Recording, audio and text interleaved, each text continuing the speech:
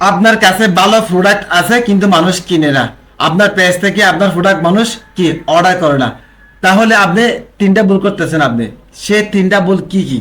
এই তিনটা ভুল যদি না করেন অবশ্যই অবশ্যই আপনার ভালো প্রোডাক্টটি আপনি সেল করতে পারবেন। ঠিক আছে, অনেকে আছেন মার্কেটে খুব ভালো প্রোডাক্ট নিয়ে এসেছেন, আপনার মতো প্রোডাক্ট অন্য কেউ দিতে পারবে না, কিন্তু আপনি খুব কি চেষ্টা করতেছেন, তারপরে কি আপনার প্রোডাক্ট সেল হচ্ছে না, কি কারণে মানুষ অর্ডার করতেছে না। আজকে ভিডিওটি আপনার জন্য। শুরু করি বিসমিল্লাহির রহমানির রহিম। ভালো প্রোডাক্ট থাকলেও কেন কাস্টমার কি কিনে না বা আপনার প্রোডাক্ট বিক্রি হয় না? আপনি তিনটা ভুল করতেছেন। তিনটা ভুল কি কি আমি দেখিয়ে দিচ্ছি। এক নম্বর, প্রেজেন্টেশন দুর্বল। হ্যাঁ, আপনার কাছে ভালো প্রোডাক্ট আছে কিন্তু ছবি ভিডিও দেখা বা দেখানোর স্টাইল আকর্ষণীয় না। ঠিক আছে, তাহলে আপনার থেকে প্রোডাক্ট কখনো কাস্টমার নিবে না। ঠিক আছে, প্রোডাক্ট অর্ডার করবে না আপনার পেজ থেকে। যেমন আপনার উপস্থাপনা দুর্বল, অথবা প্রদর্শনের ধরন দুর্বল, অথবা উপস্থাপনের কি মান দুর্বল, তাহলে সেক্ষেত্রে আপনার প্রোডাক্ট অর্ডার করবে না। তাহলে আপনার কি করতে হবে? হ্যাঁ, প্রেজেন্টেশন উন্নত করতে হবে, অবশ্যই আপনার প্রোডাক্ট সেল হবেই। দুই নম্বরে, কন্টেন্ট দুর্বল।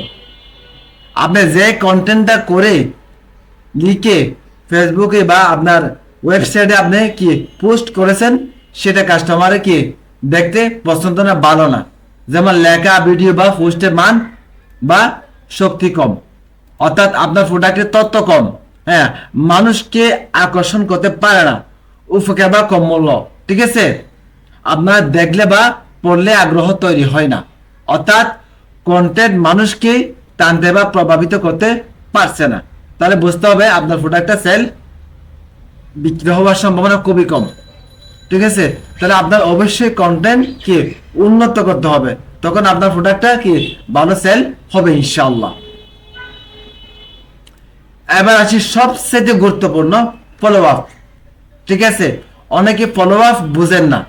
ঠিক আছে, অনেকে ফলো আপ জিনিসটা বুঝেন না। সাপোজ আপনার একটা প্রোডাক্ট, এই যে এই প্রোডাক্টটা আপনার এই কসমেটিক প্রোডাক্টটা কাস্টমার হ্যাঁ একটা নক করলো, আপনাকে মেসেজ করলো।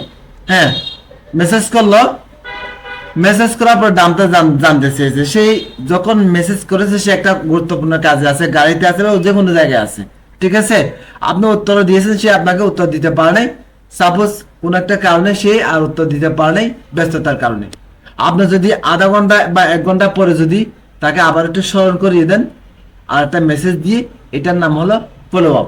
ঠিক আছে, আমি এখানে সুন্দর করে বুঝিয়ে দিয়েছি। এই ফলো আপ জিনিসটা অনেকে বোঝে না। ব্যবসার ক্ষেত্রে বিশেষ করে যারা অনলাইন ব্যবসা করেন, এই ফলো আপ জিনিসটা অত্যন্ত গুরুত্বপূর্ণ। ঠিক আছে, আপনার প্রোডাক্ট যদি আপনি ফলো আপ করেন, হ্যাঁ, আপনার বিক্রি হওয়ার সম্ভাবনা 99% বেড়ে যায়। কারণ মানুষ বিশেষ বিশেষ করে মানুষ ফেসবুকে কে নক করে। হ্যাঁ, আপনার মেসেঞ্জার ওয়েবসাইটে সে আপনার ফেসবুকে আপনার মেসেজ করে। তখন বেশিরভাগ মানুষ কে মানুষ গাড়িতে ব্যস্ততার সময় অফিস আদালতে আপনাকে নক করে মেসেজ দিয়ে, পরে তারা ভুলে যায়। আপনি যদি পরে যদি আধা ঘন্টা 1 ঘন্টা পর বা নেক্সট দিন যদি আপনি একটু স্মরণ করিয়ে দেন, তাহলে আপনার প্রোডাক্টটা সেল হওয়ার সম্ভাবনা বহুগুণ বৃদ্ধি পায়, বেড়ে যায়। ফলো আপ মানে কি আমি আর একটু বুঝিয়ে দিচ্ছি। কাজ বা যোগাযোগের পরে আবার খোঁজ নেওয়া। আপনি অনলাইনে যে কোনো সার্ভিস দেন, যে কোনো ব্যবসা হইতে পারে, এটা প্রোডাক্ট ব্যবসা বা অনলাইন যে কোনো সার্ভিস হতে পারে, ডিজিটাল সার্ভিস হতে পারে। ঠিক আছে, অনেকে কোর্স বিক্রি করেন, নিবুক বিক্রি করেন, সব ক্ষেত্রে সব ব্যবসার ক্ষেত্রে ফলো আপ করবেন।